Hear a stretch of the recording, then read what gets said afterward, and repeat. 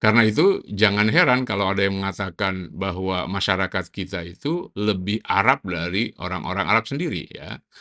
Pada satu sisi negara-negara Arab sekarang semakin terbuka berusaha membebaskan diri mereka dari kungkungan doktrin agama yang jumud, di Indonesia justru sebaliknya.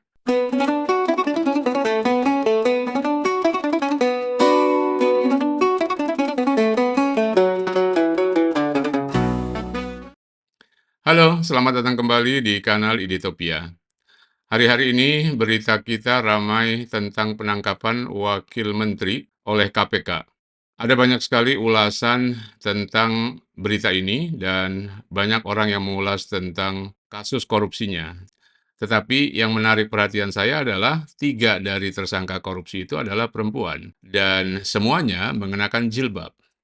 Nah, saya mau membahas tentang ini. Jadi, saya tidak akan membahas tentang kasus korupsinya, tetapi membahas tentang identitas keagamaan, membahas tentang sesuatu yang dulu dianggap tabu, sesuatu yang dianggap suci, sekarang membuncah kemana-mana, ya. Bukan hanya kita temukan di tempat-tempat suci, ya, tetapi juga kita menemukan fenomena ini di ruang-ruang publik secara umum. Nah, ini ada kaitannya dengan proses islamisasi dan mengentalnya identitas keagamaan kita, ya. Negara kita makin ke sini sebetulnya makin religius, makin islami.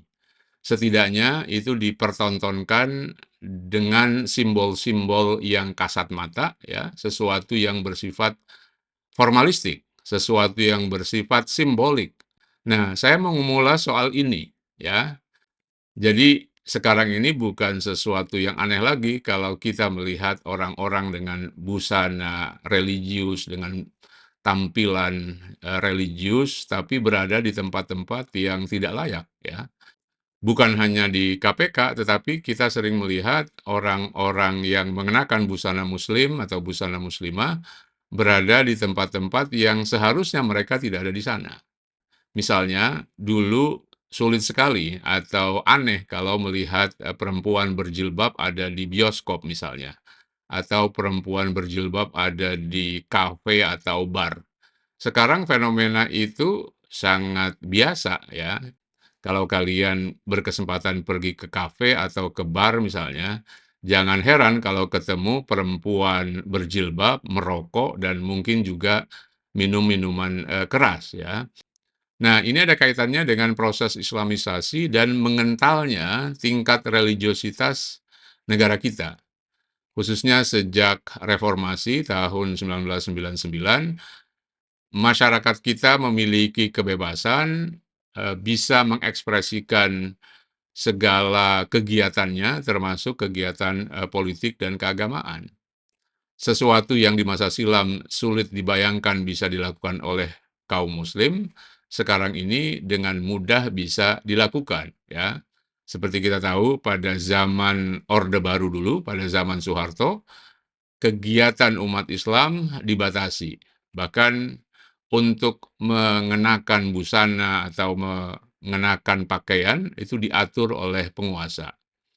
Di samping itu, proses islamisasi dulu berjalan cukup normal, ya.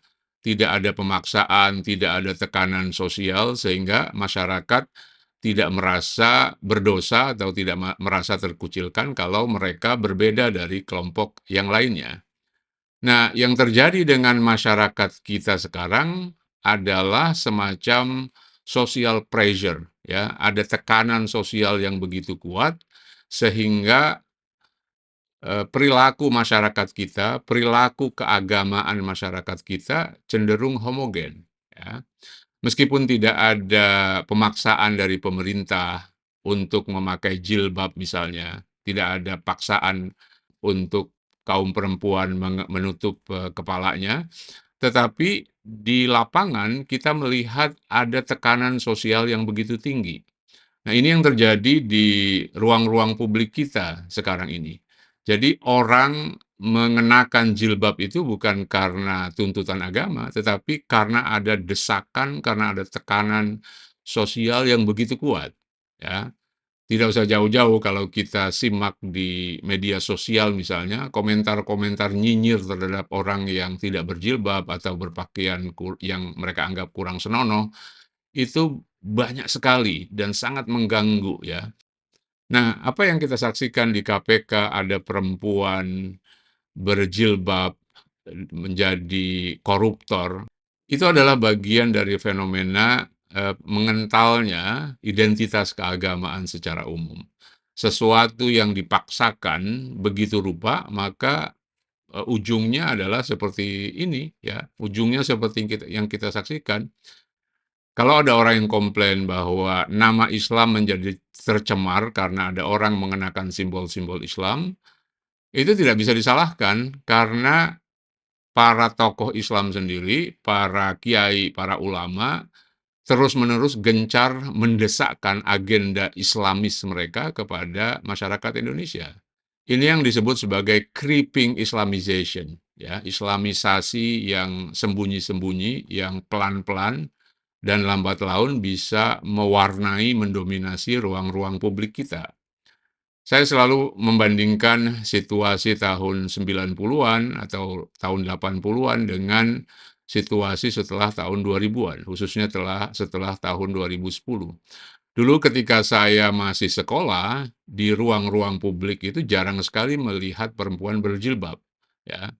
Sungguh aneh kalau melihat perempuan berjilbab ada di dalam bioskop misalnya, atau ada di dalam mall. Kalau kita pergi ke mall tahun-tahun itu ya, akhir 80-an atau tahun 90-an, jarang sekali kita menemukan perempuan mengenakan jilbab. Tetapi sekarang ini bukan hanya di mall-mall atau di bioskop, di kafe-kafe atau tempat-tempat yang mestinya perempuan berjilbab itu tidak ada di sana, dengan mudah kita menjumpainya. Nah, ini adalah bagian dari program Islamisasi, program homogenisasi terhadap negara kita. Karena itu jangan heran kalau ada yang mengatakan bahwa masyarakat kita itu lebih Arab dari orang-orang Arab sendiri ya. Pada satu sisi negara-negara Arab sekarang semakin terbuka berusaha membebaskan diri mereka dari kungkungan doktrin agama yang jumut. Di Indonesia justru sebaliknya. Yang terjadi adalah Arabisasi, yang terjadi adalah Islamisasi dengan format yang konservatif itu, dengan format yang sekarang ini sudah ingin ditinggalkan oleh negara-negara Arab. Kalau kalian nyimak misalnya reformasi yang dilakukan oleh Muhammad bin Salman di Arab Saudi, sekarang ini Arab Saudi jauh lebih liberal dari tahun-tahun sebelumnya, bahkan jauh lebih liberal, jauh lebih terbuka dari Indonesia ya. Nah, kenapa Pangeran Muhammad bin Salman melakukan itu? Karena selama ini dia sadar bahwa ada pemahaman Islam yang keliru di Arab Saudi.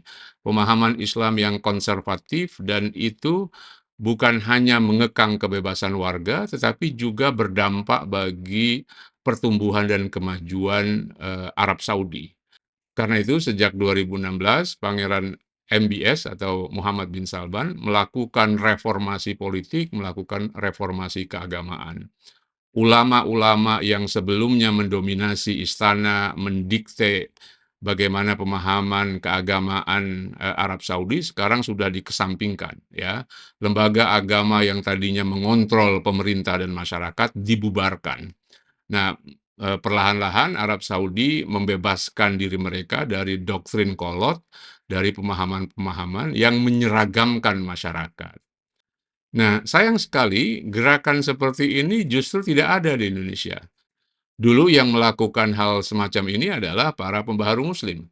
Merekalah yang selalu mengingatkan bahwa Islamisasi itu yang lebih penting adalah substansinya, bukan formalitasnya. Nah, ini yang harus kita bedakan, ya, Islam substansial dengan Islam formal. Islam substansial adalah Islam yang mengedepankan nilai-nilai substantif. Apa sih nilai-nilai substantif Islam itu? Ya, eh, nilai-nilai substantif seperti kita tahu semua adalah hal-hal yang substansial, seperti kejujuran, kebaikan, keadilan, dan nilai-nilai baik yang bersifat universal, ya. Substansi Islam itu tidak dimunculkan dalam pakaian, dalam simbol-simbol ya, dalam sesuatu yang secara kasat mata dilihat orang.